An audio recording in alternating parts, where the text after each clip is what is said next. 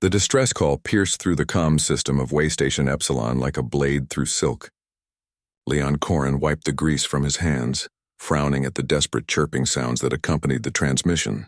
In his 15 years as the station's chief mechanic, he'd heard plenty of emergency calls.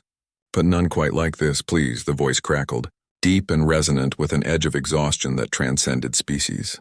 My ship's life support is failing. My hatchlings, they won't stop crying. Leon's fingers flew across the console, pulling up the incoming vessel's signature, a Dravaxian cruiser, one of the rare dragon-like species that most humans had only seen in holovids. His pulse quickened. The Dravaxians were known for their pride, their martial prowess, and their extreme reluctance to ask anyone for help. This is Corrin.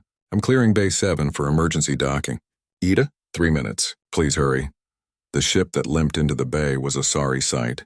Scorch marks decorated its metallic scales, and one of its wings, the elegant solar sails that gave Dravaxian vessels their distinctive appearance, hung at an awkward angle. But what struck Leon most was the sound that emanated from within, a chorus of high-pitched wails that set his teeth on edge. The airlock hissed open, and Sarathia emerged. She was magnificent despite her obvious exhaustion.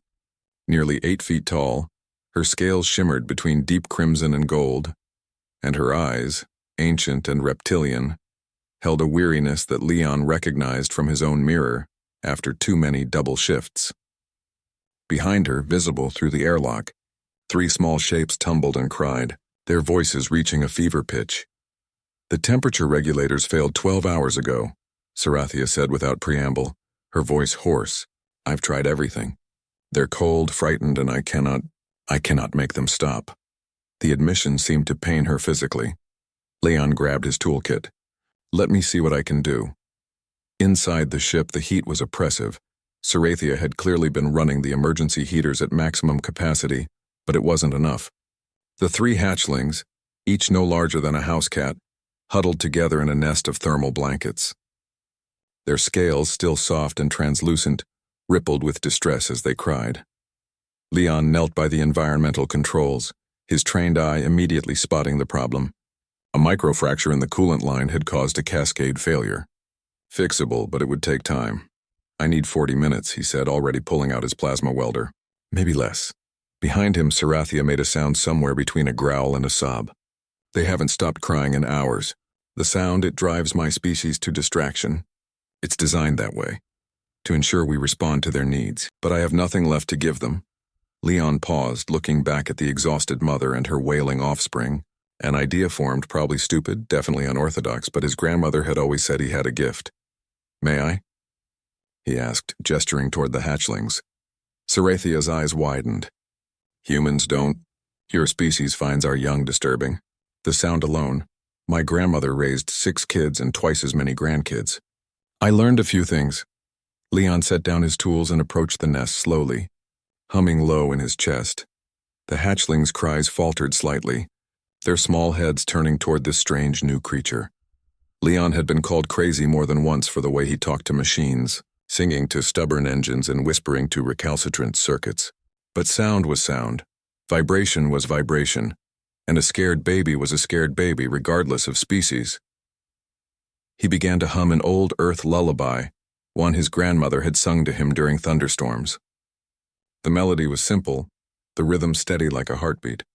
Slowly, carefully, he extended his hand toward the nearest hatchling. Leon, be careful. Sarathia started but fell silent as the hatchling pressed its small snout against his palm. The crying diminished to whimpers.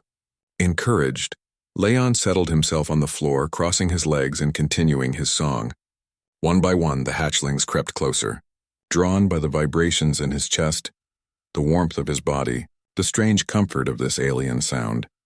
Within minutes, all 3 had curled against him, their small bodies tucked into the spaces between his legs and torso. Their breathing slowed. The whimpering stopped. Silence fell over the ship like a blessing. Sarathia stared, her jaw slightly slack. How did you... We have specific resonance frequencies, songs passed down through generations. How could a human possibly need transcend species? Leon said softly, still humming. Now I'm going to keep singing while you get some rest. When they're asleep enough that I can move, I'll fix your ship. I cannot ask you to... You're not asking. I'm telling. Leon fixed her with a firm look.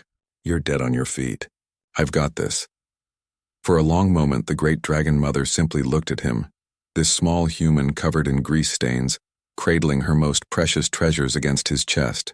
Then slowly she lowered herself to the floor nearby, her own exhaustion finally winning out. Leon worked through the night with one hand when he could, the hatchlings sleeping soundly against him. He sang every lullaby he knew, then made up new ones, his voice blending with the hum of his tools. Sarathia dozed fitfully, jerking awake periodically to check on her young, only to find them still peaceful in the human's arms.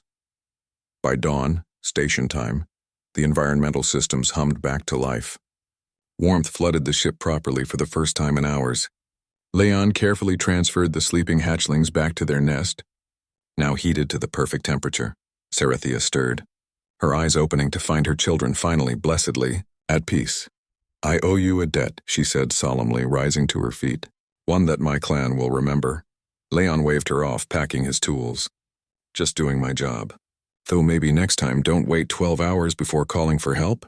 My pride nearly cost you everything. Leon's voice was gentle but firm.